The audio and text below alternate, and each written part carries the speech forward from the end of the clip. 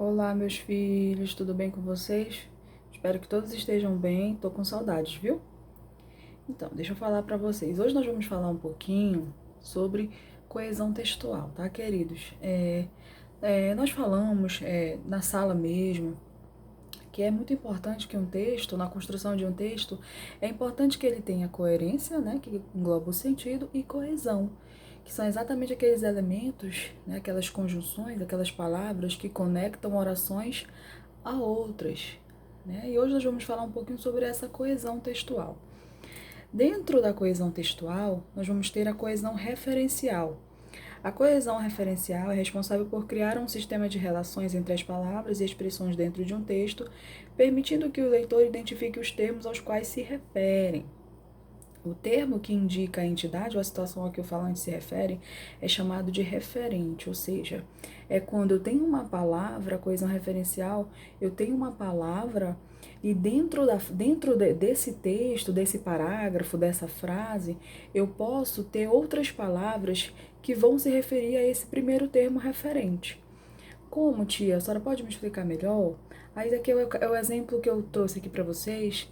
Esse primeiro exemplo que está escrito bem assim: Ana Elizabeth gritou. Ana Elizabeth é o meu referente. Aí na próxima oração eu falo, ao invés de eu falar Ana Elizabeth, eu não coloco Ana Elizabeth novamente. Eu utilizo aqui o ela. Ela fica apavorada. Quem fica apavorada? A Ana Elizabeth. Quando fica sozinha, apesar de ser uma menina calma e inteligente. Ou seja, eu tive aqui duas maneiras para se referir aqui a Ana Elizabeth, que foi o pronome ela e a palavrinha menina, o substantivo menina. Aí, nesse exemplo, o termo referente é a Ana Elizabeth. Aí, dentro da função referencial, nós vamos ter a anáfora e a catáfora. Nós estudamos esses elementos lá no sexto ano. A forma referencial, com função coesiva, pode remeter a um referente, que lhe é anterior, que é o caso da anáfora, ou um referente que é subsequente, ou seja, que vai ser citado, que é a catáfora. Aí designa-se anáfora o termo anafórico que retoma um termo anterior, total ou parcialmente, de modo que, para compreendê-lo, dependemos do termo antecedente. Aí nós vimos isso aqui no exemplo. João está doente. Viu na semana passada. O pronome o retoma o termo que já foi citado, que é o João. E aí nós temos uma anáfora. Ana comprou um cão. O animal já conhece todos os cantos da casa. Aí o animal se refere à palavrinha cão, que é um termo que já foi citado aí dentro da frase. Aí nós temos aqui o cantor que ganhou o prêmio não compareceu.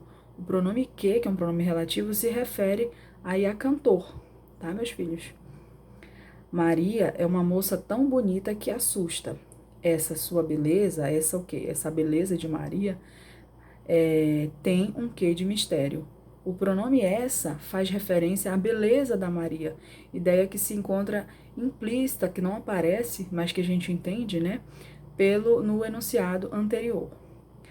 Bom, como a anáfora é um termo que se refere a algo que já foi citado dentro de um texto, a catáfora, pela lógica, é algo que é uma palavra que vai se referir a algo que ainda vai ser citado dentro de um texto, né? Por sua vez, os pronomes catafóricos são aqueles que fazem referência a um termo subsequente, estabelecendo com ele uma relação não autônoma, portanto dependente.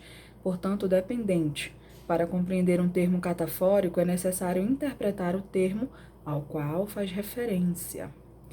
Aí aqui nós temos um exemplo. A irmã olhou e disse. Olhou quem? Aí agora nós vamos saber porque posteriormente esse sujeito aí vai ser citado. João, estás com o ar cansado. Aí esse pronome o, que tá de vermelhinho aí, como eu coloquei para vocês, ele faz referência ao termo que ainda vai ser citado, que é o caso do João, né?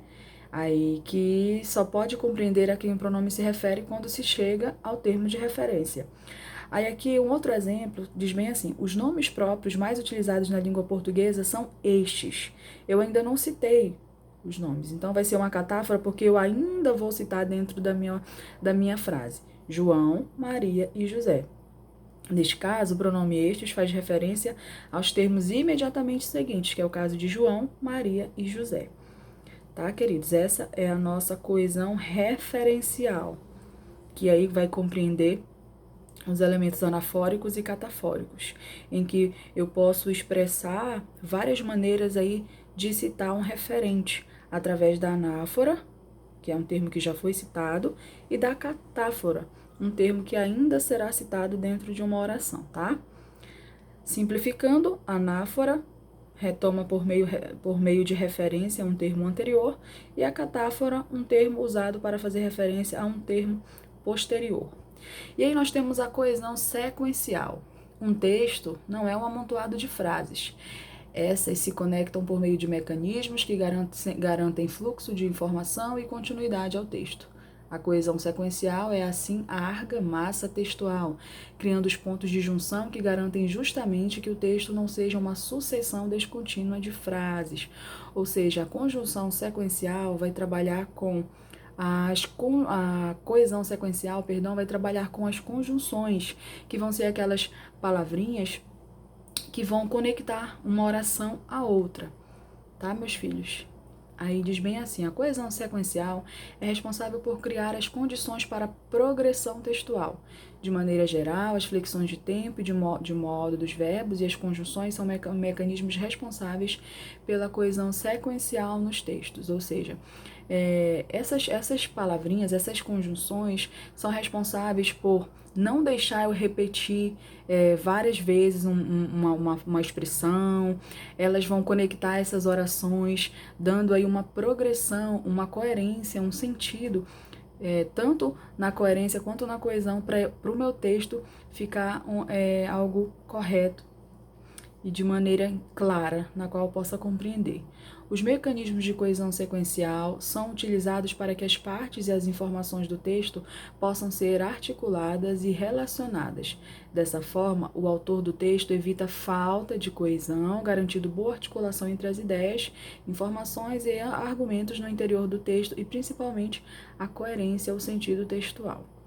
Aí diz bem aqui um exemplo. A cultura brasileira é o resultado da miscigenação de imigrantes de diversas origens. Aí nós temos aqui, no entanto, percebe-se ainda a persistência do preconceito diante das religiões não europeias. Um outro exemplo, pode-se não concordar com opiniões contrárias, desde que se respeite os diversos pontos de vista. Essas conjunções, que vão compreender aí a coesão sequencial, elas têm vários significados de adição, de explicação, de contrariedade, de explicação, que aí eu coloquei aqui alguns exemplos para vocês de alguns elementos coesivos, de algumas conjunções que vão ter ideia aí de adição, de inclusão. Aí tem várias. Além disso, também, vale lembrar, pois, é certo que. Aí nós temos conjunções que expressam oposição, embora, não, obstante, entretanto, mas, porém, de afirmação, de igualdade. Felizmente, infelizmente, na verdade, nós temos várias. Eu vou enviar esses slides para vocês.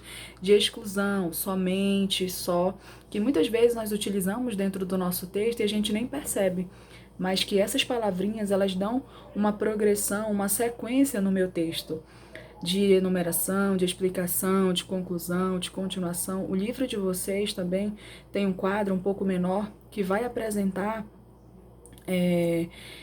essas conjunções. Aí aqui eu trouxe uma parte de um texto que utiliza tanto a coesão referencial quanto a coesão sequencial, que aí você vai ver bem legal aqui dentro desse texto aqui em 2 parágrafos. Peguei só um pedaço para vocês verem como é importante a coesão textual dentro de um texto.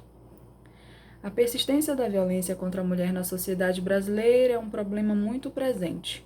Isso que? A persistência da violência contra a mulher na sociedade, né? Deve ser enfrentado, uma vez que diariamente mulheres são vítimas desta questão. Nesse sentido, 2 aspectos fazem-se relevantes: o legado histórico e cultural e o desrespeito às leis. Esse cenário, juntamente aos inúmeros casos de violência contra as mulheres, corroboram a ideia de que elas são vítimas de um histórico cultural, Nesse interim, a cultura machista prevaleceu ao longo dos anos a ponto de enraizar-se na sociedade contemporânea, mesmo que de forma implícita à primeira vista. Filhos, isso aqui é só uma explicação no vídeo que eu estou passando para vocês, e a gente vai fixar mais esse conteúdo na prática através dos nossos exercícios, tanto de aplicação quanto propostas que nós vamos fazer daqui a pouquinho, tá bom, meus filhos? Beijinhos, até daqui a pouco.